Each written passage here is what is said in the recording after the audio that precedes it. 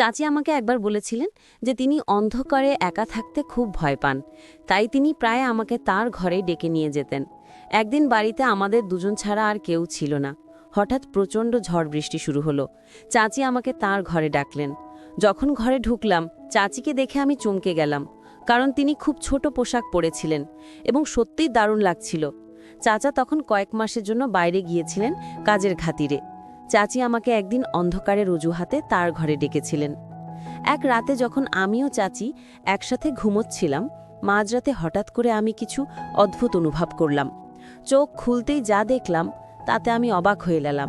চাচি, আমার নাম কুনাল, আমি ২০ বছর বয়সী। আমার চাচি ছিলেন অনেক সুন্দর আর অনেক ফর্সা, যে কেউ তাকে দেখলে মুগ্ধ হয়ে যাবে। চাচাও তার রূপের প্রেমে পড়ে তাকে বিয়ে করেছিল। চাচি সবসময় মডার্ন ড্রেস পরতে ভালোবাসতেন, যা তাকে আরও আকর্ষণীয় করত। বন্ধুরা, রেডি হয়ে যাও, আজকের গল্পটা অনেক বেশি স্পেশাল। আশা করছি তোমাদের ভালো লাগবে। দয়া করে গল্পগুলো ভালো লাগলে ভিডিওটি লাইক, শেয়ার এবং চ্যানেলটি সাবস্ক্রাইব করো প্লিজ। একাদশ শ্রেণীর পরীক্ষা দেওয়ার পরে আমার ছুটি শুরু হয়েছিল, তাই আমি মা বাবার কাছে অনুমতি নিয়ে চাচি ও চাচার বাড়িতে ছুটি কাটাতে যেতে চাইছিলাম। চাচার বিয়ে মাত্র ৩ মাস আগে হয়েছে, তাই আমার বাবা মা আমাকে সেখানে যেতে নিষেধ করেছিলেন। কিন্তু আমি অনেক বছর ধরে চাচার বাড়িতে যাইনি, এমনকি তাদের বিয়েতে যেতে পারিনি, কারণ তখন আমার পরীক্ষার সময় ছিল। চাচার সঙ্গে দেখা করার জন্য আমি খুব আগ্রহী ছিলাম এবং নতুন চাচিকে দেখতেও চাইছিলাম। বাবার কথা ছিল যে আমরা পরে কখনো দেখা করতে পারবো, কিন্তু আমি তখনই যেতে চাইছিলাম। শেষ পর্যন্ত অনেক বুঝিয়ে বাবা চাচার বাড়িতে যাওয়ার জন্য রাজি করালাম। মাঝে মাঝে ভাবি, হয়তো ভালো হতো যদি তখন চাচার বাড়িতে না যেতাম, কারণ এত কম বয়সে চাচি আমার সাথে এমন কিছু করবে যা আমি ভাবতেও পারিনি। একটি নতুন অভিজ্ঞতার সন্ধানে আমার জীবনে একটি গুরুত্বপূর্ণ দিন এসেছিল। তা ছিল রবিবারের একটি দিন, যখন আমার বাবা আমাকে চাচার বাড়িতে নিয়ে গিয়েছিলেন। কিন্তু আমাদের পৌঁছানোর পর দেখি বাড়ির বাইরের দরজা তালাবদ্ধ। মনে হলো চাচা ও চাচি হয়তো কোথাও গেছেন। বাবার ফোন করার পর জানতে পারলাম তারা শপিং করতে বেরিয়েছেন এবং বাড়িতে ফিরতে কিছুক্ষণ লাগবে। তাই আমরা বাড়ির বাইরে দাঁড়িয়ে তাদের জন্য অপেক্ষা করতে লাগলাম। প্রায় ২ ঘন্টা পর চাচা ও চাচি বাড়িতে পৌঁছলেন। বাবা বাইরে গিয়ে তাদের সঙ্গে দেখা করলেন আর চলে গেলেন আমাকে রেখে, এবং আমরা সবাই একসঙ্গে বাড়ির দিকে ফিরতে শুরু করলাম। চাচি তখন স্কার্ফ দিয়ে মুখ ঢেকেছিলেন এবং চাচার বাইকে বসেছিলেন। বাড়িতে ঢোকার পর চাচি স্কার্ফটি খুলে ফেললেন। আমি দেখতে পেলাম চাচি যেন কোনো সিনেমার নায়িকার মতো লাগছিলেন, খুবই সুন্দর। চাচা ছিলেন সাধারণ দেখতে, কিন্তু চাচি সত্যিই আকর্ষণীয় ছিলেন। অন্যদিকে চাচা হঠাৎই আমাকে ডাকলেন, কুনাল, কি দেখছো তুমি? অনেকক্ষণ ধরে তোমাকে ডাকছি। তার ডাকে আমি কিছুটা অপ্রস্তুত হয়ে গেলাম, তবে দ্রুত সামলে নিয়ে বললাম, আমি ভালো আছি, এবং চাচাকে আলিঙ্গন করলাম। এতদিন পর আমাকে দেখে চাচা খুবই খুশি হলেন, আর চাচিও স্নেহে জড়িয়ে ধরলেন আমাকে। মনে হচ্ছিল যেন আমরা অনেক দিনের পরিচিত। এখন ২ দিন ধরে চাচার বাড়িতে ছিলাম। চাচি আমার প্রতি পুরোপুরি যত্নশীল ছিলেন এবং আমার জন্য সবকিছু ঠিক রাখছিলেন। চাচাও চাচিকে দেখে মনে হচ্ছিল আমি নিশ্চয়ই আমার ছুটির পুরো সময় এখানে কাটাবো। তবে আমি জানতাম না যে আমার এই সিদ্ধান্ত পরবর্তী সময় এমন একটি মোড় নিতে পারে যা আমার জীবনকে পুরোপুরি পরিবর্তন করে দেবে। আমি আশার থেকে লক্ষ্য করছিলাম চাচি আমার সামনে ছোট পোশাক পরে চলাফেরা করত।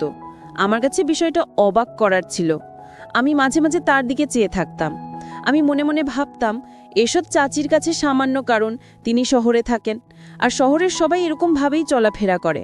আমার কাছে অন্যরকম লাগতো, কারণ আমি গ্রাম থেকে এসেছিলাম, সেখানে কেউ এভাবে চলাফেরা করতো না। আমি আসার পর থেকেই চাচি আমার অনেক কাছাকাছি থাকতে শুরু করছিল। তার এমন ব্যবহারে আমি মাঝে মাঝে ভাবতাম আমরা অনেক আগে থেকেই পরিচিত। তৃতীয় দিন সকালে যখন আমি ঘুম থেকে উঠলাম, তখন বেলা ৮টা। ঘরে বেরিয়ে দেখি চাচা ব্যাকপ্যাক গুছাচ্ছেন। তাকে ব্যাকপ্যাক করতে দেখে আমি জিজ্ঞাসা করলাম, চাচা, আপনি এত সকালে কোথায় যাচ্ছেন? চাচা বললেন যে তাকে একটি জরুরি কাজে ২ মাসের জন্য বিদেশে যেতে হচ্ছে। আমি হতাশ হয়ে বললাম, কি বলছেন চাচা? আমি তো এখানে মাত্র ২ দিন হলো এসেছি এবং আপনি এত তাড়াতাড়ি চলে যাচ্ছেন। আমি আপনাকে যেতে দেব না। চাচা আমাকে বোঝাতে লাগলেন, এটা আমার জন্য একটি গুরুত্বপূর্ণ সুযোগ। যদি আমি এটি হারিয়ে ফেলি তাহলে আমি নিজেকে মূর্খ মনে করব। এই প্রজেক্টে কাজের অভিজ্ঞতা আমাকে ভবিষ্যতে একটি ভালো পদে এনে দিতে পারে। চাচার কথার গুরুত্ব বুঝতে পেরে আমি আর কিছু বললাম না। বললাম, ঠিক আছে, আজ সন্ধ্যায় আমি বাবাকে জানিয়ে দিচ্ছি এবং আমি নিজে বাড়ি চলে যাব। বাবা এসে আমাকে নিয়ে যাবে, কারণ আপনি না থাকলে আমি এখানে থেকে কি করব? চাচা বললেন, কুনাল, এখন আমি চলে যাচ্ছি, তুমি এখানেই থাকবে এবং তোমার চাচির খেয়াল রাখবে। আমার ফিরে আসা পর্যন্ত তোমাকে এখানেই থাকতে হবে। তার কথা শুনে আমি অবাক হয়ে গেলাম। চাচা না থাকলে আমি আর চাচি এই বাড়িতে একা কিভাবে থাকব? চাচা আরও বললেন, মনে রেখো, তোমার চাচি অন্ধকারে ভয় পায়, তাই তাকে যে কোনোভাবে সাহায্য করতে দ্বিধা করবে না। আমি তখন কিছুটা অস্থির হয়ে পড়েছিলাম, এবং চাচি মানে অন্ধকারে ভয়, এটা আমার কল্পনাতেও ছিল না।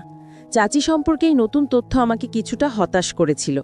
প্রথমে তো আমি রাজি হতে চাইছিলাম না, কিন্তু চাচা জোর করার জন্য তার কথা আমাকে শুনতেই হলো। তারপর আমি চাচির দিকে তাকালাম। আমার কথা শোনার পর চাচি আমার দিকে তাকিয়ে অদ্ভুতভাবে হাসছিলেন। মনে হলো আমার এখানে থাকার কথা শুনে তিনি অনেক খুশি হয়েছিলেন। আমি চাচাকে সাহায্য করতে লাগলাম তার কাপড় গুছিয়ে রাখতে এবং পরে তাদের বিমানবন্দরে পৌঁছে দিতে। চাচাকে বিদায় জানিয়ে আমি এবং চাচি বাড়িতে ফিরলাম। বাড়িতে তখন শুধু আমি এবং চাচি। আমি চাচার সঙ্গে শহরে ঘুরে বেড়ানোর পরিকল্পনা করেছিলাম, কিন্তু চাচার বেরিয়ে যাওয়ায় সবটা ভেস্তে গেল। তবে এটি ভাবার চেয়ে বেশি গুরুত্বপূর্ণ হলো চাচির সঙ্গে থাকার অভিজ্ঞতা অপেক্ষাকৃত বিশেষ হতে পারে। চাচা চলে যাওয়ার পর রাতে নিজের ঘরে বসে মোবাইলে গেম খেলছিলাম। কিছুক্ষণ পর গেম খেলে বিরক্ত লাগায় ভাবলাম টিভি দেখা যাক, তাই বসার ঘরে গিয়ে টিভি চালিয়ে বসলাম। একটু পর চাচি এসে হেসে বললেন, কিরে কোনাল, চাচা চলে যাওয়ার পর কি তোমার এই বাড়িতে মন বসছে না? চাচি আমার পাশে এসে বসে গল্প করতে থাকলেন। তার কথাগুলো শুনতেও আমার অনেক ভালো লাগছিল। আমি ভাবিনি যে চাচি আমার সাথে এত ফ্রি হয়ে কথা বলবেন। একদিন চাচি আমাকে বললেন, চলো বাইরে একটু ঘুরে আসি। তারপর তিনি স্কুটার নিয়ে বের হলেন এবং আমাকে আইসক্রিম খেতে নিয়ে গেলেন। আমি চাচির পেছনে বসেছিলাম। হঠাৎই আমার হাত অজান্তে তার কোমরে স্পর্শ করে। এতে চাচি খানিকটা অস্বস্তি পড়েন, তাই আমি দ্রুত হাত সরিয়ে নিই। কিন্তু পরে চাচি নিজেই আমার হাত ধরে কোমরের কাছে রাখলেন। আমি ঠিক বুঝতে পারছিলাম না এটার মানে কি হতে পারে। আইসক্রিম খেয়ে ফিরে আসার সময় বাড়িতে ঢুকে দরজা বন্ধ করার পর হঠাৎ ঘরের সব আলো নিভে গেল। চারপাশ অন্ধকারে ঢেকে গেল মুহূর্তেই। আমি তখন চাচির পেছনে দাঁড়িয়েছিলাম ভয়ে। চাচি আমাকে শক্ত করে ধরে ফেললেন। তার এই আচরণে আমি কিছুটা বিস্মিত হয়ে গেলাম। বড় হওয়ার পর এমন অভিজ্ঞতা আগে কখনো হয়নি। বুঝতে না পেরে আমি স্থির হয়ে দাঁড়িয়ে রইলাম। চাচি প্রায় 5 মিনিট ধরে আমাকে জড়িয়ে ধরেছিলেন এবং তারপর হঠাৎ করে আলো আবার চলে এলো। আলো আসতেই তিনি সোজা হয়ে আমাকে ছেড়ে দিয়ে বললেন, মাফ করে দাও, অন্ধকারে আমি ভয় পেয়েছিলাম, এবং মৃদু হাসি দিয়ে তার ঘরে চলে গেলেন। আমি হতবম্ব হয়ে গিয়েছিলাম এবং ভাবছিলাম যে এখানে ঠিক হচ্ছে না। কিছু সময় পরে চাচার বলা কথা মনে পড়ল। চাচা বলেছিলেন, চাচি অন্ধকারে ভয় পান এবং তোমার দায়িত্ব তার দেখভাল করা। তখন বুঝলাম চাচি আমাকে অন্ধকারের অজুহাত দেখে জড়িয়ে ধরেছিলেন। রাতের বেলা আমি ঘরে গিয়ে শুয়ে পড়লাম, কিন্তু চাচি কথা বারবার আমার মনে চলে আসছিল। তিনি ছিলেন বেশ আধুনিক, আর আমি তো এক গ্রামের ছেলে, তাই তার আচরণগুলো আমার জন্য বেশ বিশেষ লাগছিল। হয়তো তার কাছে সামান্য ছিল। পরের দিন সকালে উঠে দেখি চাচি রান্নাঘরে চা তৈরি করছেন। তার দিকে তাকাতে কিছুটা অস্বস্তি লাগছিল, কারণ তিনি এখনও রাতের নাইট ড্রেস পরে রান্না করছিলেন এবং তিনি মনে হয় আমাকে তাচ্ছিল্য করছিলেন। যখন আমি পানি পান করতে কিচেনে গেলাম, তখন চাচি আবার আমাকে জড়িয়ে ধরলেন। আমি কিছুটা অবাক হয়ে গেলাম, কারণ আগের দিনের ঘটনা এখন আমার মাথা থেকে বের হয়নি। তিনি হাসি মুখে বললেন, আরে কুনাল, কিসের এত লজ্জা? আমি জানি এসব তোমার জন্য নতুন, কিন্তু গতরাতে আমি সত্যিই খুব ভয় পেয়েছিলাম। যদি তোমার খারাপ লাগে তবে আমাকে মাফ করে দিও। এরপর তিনি বললেন, আর হ্যাঁ, আজ যে তোমাকে জড়িয়ে ধরেছিলাম সেটা আমি মজা করেই করলাম। তুমি আমার ভাতিজা, আমার ছেলের মতো, এবং আমি তোমার চাচি, তাই তোমার সঙ্গে মজা করার অধিকার আমার আছে। চাচির এই আচরণে আমি কিছুটা হাসলাম, কিন্তু তার এমন আচরণগুলো আমার মনে নতুন এক অনুভূতি তৈরি করতে শুরু করলো। আচমকা মনে হলো আমি এখন বড় হয়ে যাচ্ছি, আর চাচা হয়তো বুঝতে পারেনি যে এমন কিছু ঘটতে পারে। কিছুদিন পর এক সন্ধ্যায় মাঙামশা খাওয়ার ইচ্ছা হলো। ভাবলাম চাচিকে বলবো, তাই তার ঘরের দিকে গেলাম। চাচির ঘরের দরজাটা সামান্য খোলা ছিল, তাই অনুমতি ছাড়াই ঢুকে পড়লাম। তিনি বালিশে হেলান দিয়ে মোবাইল দেখছিলেন, আর তাকে এই অবস্থায় দেখে আমি কিছুটা অস্বস্তি অনুভব করছিলাম। দরজার কাছে দাঁড়িয়ে আস্তে করে তাকে ডাকলাম, কিন্তু তিনি শুনলেন না। মোবাইলে মনোযোগ থাকার কারণে আমার ডাক তার কানে পৌঁছয়নি। একটু সাহস সঞ্চয় করে ধীরে ধীরে তার পাশে গিয়ে দাঁড়ালাম। আমি যখন চাচির মোবাইলের দিকে তাকালাম, তখন চোখ কপালে ওঠার মতো অবাক হয়ে গেলাম। যা দেখছিলাম তা আমার কাছে একদম নতুন। খানিকটা অস্বস্তি হচ্ছিল, তাই তাড়াতাড়ি দরজার কাছে ফিরে গিয়ে চাচিকে একটু জোরে ডাকলাম। চাচি হঠাৎ চমকে উঠা বেশে শাল গায়ে জড়িয়ে এলেন এবং কিছুটা বিস্মিত হয়ে বললেন কি হয়েছে? আমি বিষয়টা এড়িয়ে গিয়ে শুধু বললাম কিছু না। তারপর নিজের ঘরের দিকে চলে গেলাম। ঘরে ফেরার পথে মনে পড়ছিল চাচিকে আজ একটু আলাদা লাগছিল। রাতের বেলা ভারী বৃষ্টি হচ্ছিল। হঠাৎ বিদ্যুৎ চলে যাওয়ায় চাচি আমাকে ডাকলেন। আমি তার ঘরে গেলে চাচি আমাকে আলিঙ্গন করলেন।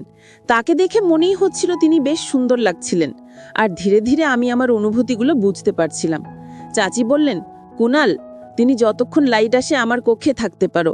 আমাকে অন্ধকারে ভয় লাগে। আমি সেখানে থাকতে রাজি হলাম। আমরা কিছুক্ষণ ধরে কথা বলতে লাগলাম। চাচি আমাকে জানালেন চাচি ও চাচার খুব তাড়াতাড়ি বিয়ে হয়েছিল। তিনি বললেন, আমারও তোমার চাচার 1 বছর আগে প্রথম সাক্ষাৎ হয়েছিল এবং আমাদের প্রেম এত দ্রুত বাড়তে থাকে যে আমরা কিছুদিনের মধ্যে বিয়ের সিদ্ধান্ত নিই।